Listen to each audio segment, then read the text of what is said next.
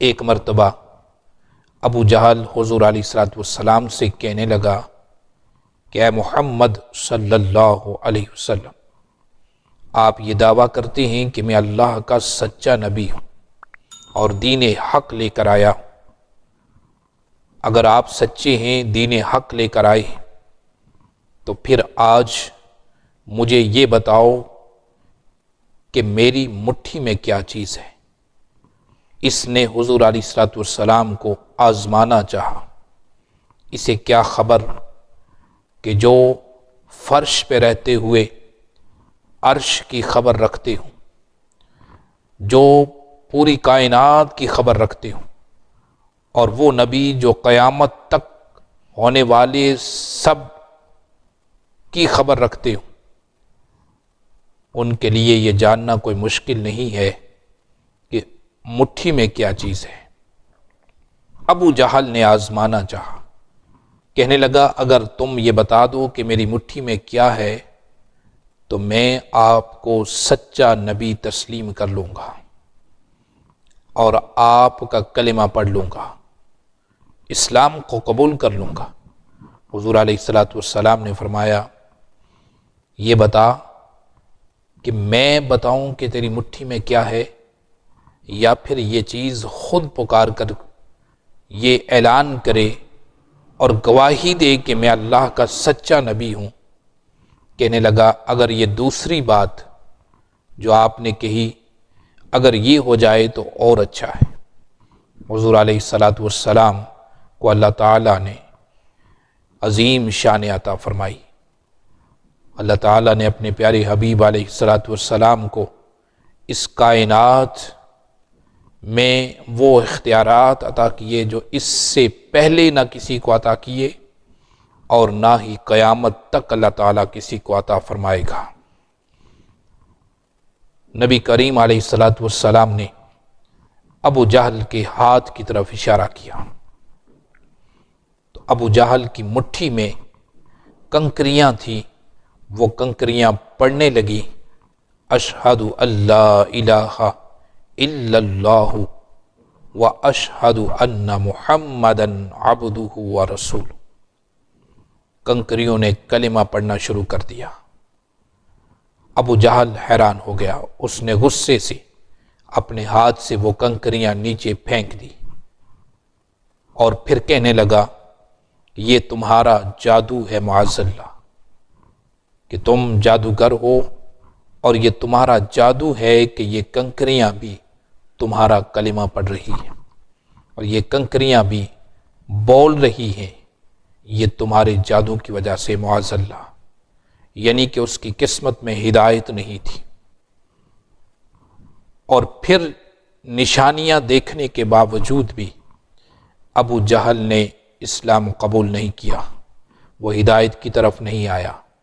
ورنہ ابو جہل نے تو کئی نشانیوں کو دیکھا تھا۔ سورج کو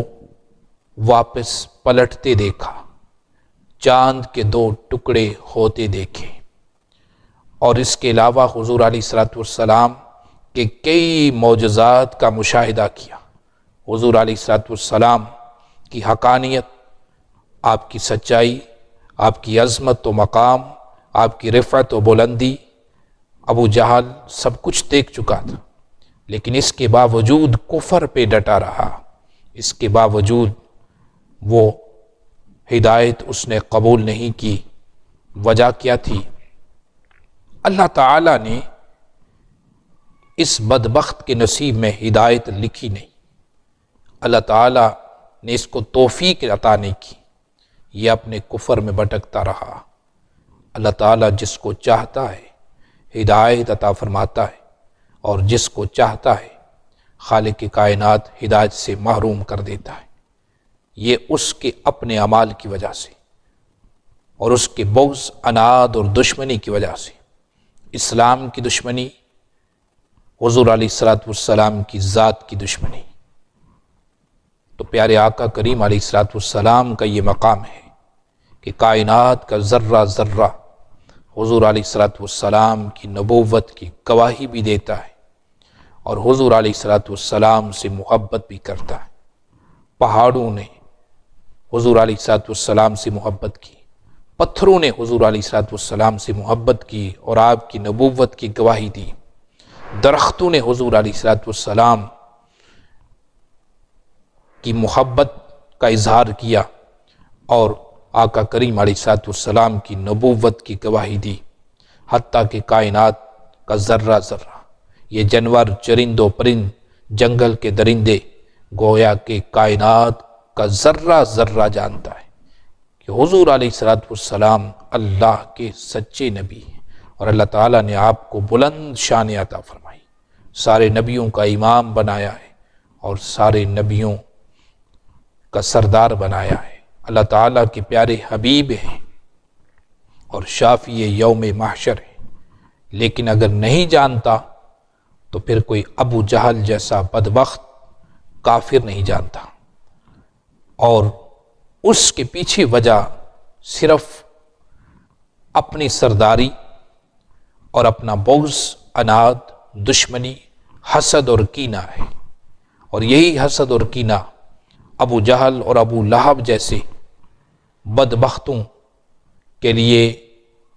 بربادی کا باعث بنا، ورنہ یہ تو وہ تھے کہ جنہوں نے حضور علیہ الصلوۃ والسلام کا زمانہ پایا، حضور علیہ الصلوۃ والسلام کو دیکھا، پیارے آقا کریم علیہ الصلوۃ والسلام کے معجزات کو دیکھا، نشانیوں کا مشاہدہ کیا، اور اس کے باوجود بھی باطل نظریہ پہ ڈٹے رہے، کفر پہ ڈٹے رہے اور اپنی دشمنی اور بغض اور عناد کو نہ چھوڑا۔ اس کی وجہ صرف اپنی سرداری، اپنی اکڑ، اپنا غرور، تکبر اور وہ بیماریاں تھیں جو ان کے دلوں میں پائی جاتی تھی۔ اللہ تعالیٰ پیارے حبیب صلی اللہ علیہ وسلم کی عظیم ذات پاک کے صدقے خالق کائنات ہمیں حضور علیہ الصلوۃ والسلام کی ذات سے سچی محبت رکھنے کی توفیق عطا فرمائے۔